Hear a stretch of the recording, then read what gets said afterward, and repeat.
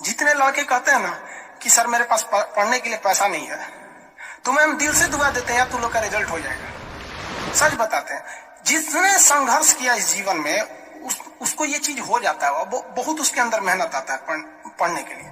जिसके जीवन में संघर्ष नहीं है कभी आगे ही नहीं जा सकता है, कभी आगे नहीं जाएगा जो संघर्ष नहीं किया। आपको लगता है खान सर यहाँ आ गए, भाई आप कभी देखे होंगे ना, हम कुछ सारे गुरुद्वारा जो होता है ना, गुरुद्वारा उसमें जाके खाना खाए हम।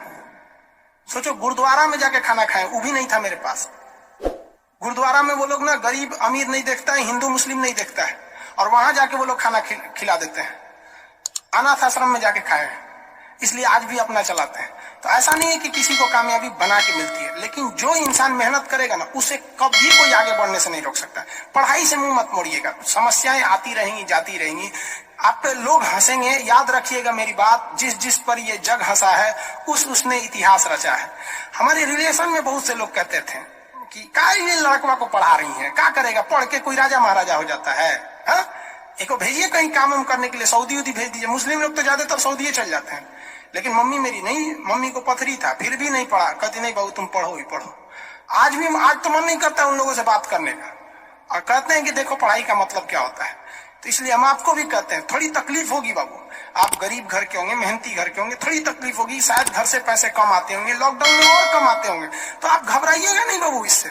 लॉकडाउन में यदि आपको तकलीफ बढ़ी है तो आप मेरी बात मानिए, आप खुश हो जाइए, बहुत ज्यादा खुश।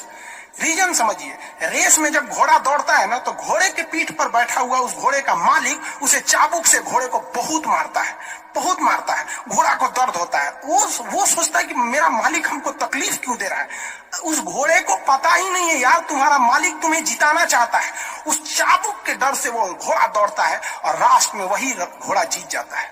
तो याद रखिएगा, आपका मालिक ऊपर वाला है। अगर वो आपको बहुत तकलीफ दे रहा है ना तो आप उस तकलीफ से घबराइए मत, बल्कि खुश हो जाइए कि आपका मालिक आपको जिताना चाह रहा है। जिस घोड़े को चाबुक नहीं पड़ेगा वो कभी रेस नहीं जीत सकता है। तो जिस इंसान को कभी तकलीफ नहीं देगा भगवान, वो कभी आगे नहीं जा सकता है। वो पत्थर कभी नहीं पूजा जाएगा जिसे छीनी हथौड़ी से तराश कर एक मूर्त की मूर्ति न दी जाएगी यहाँ पर। तो आपके जीवन में अगर तकलीफ नहीं आती है तो आप आगे नहीं बढ़ेंगे। और जिन्हें तकलीफ आती है, गरीबी आती है, समस्याएं देखने को मिलती है, पड़ोसी हंसता है, याद रखिएगा एक दिन वही लोग आपका नाम इज्जत से लेंगे वहां पर। और फिर आप उन लोगों से, खैर आप माफ कर दीजिएगा, सबको माफ कर दीजिएगा, ये बहुत बड़ा अपने आप में बल है। सबसे बड़ा बल नाभिकीय बल होता है, सबसे बड़ा बल, और सबसे कमजोर बल गुरुत्वीय बल होता है। लेकिन हमारे हिसाब से सबसे बड़ा बल होता है कि जब आप गुनाह न किए हो और आपको सजा दिया जा रहा हो और फिर आप उसे माफ कर दें। कोई आपसे बिना वजह खफा हो जाए और आप उसे माफ कर दे, ये भाई साहब दुनिया का सबसे बड़ा बल है। ये सबके पास नहीं होता है।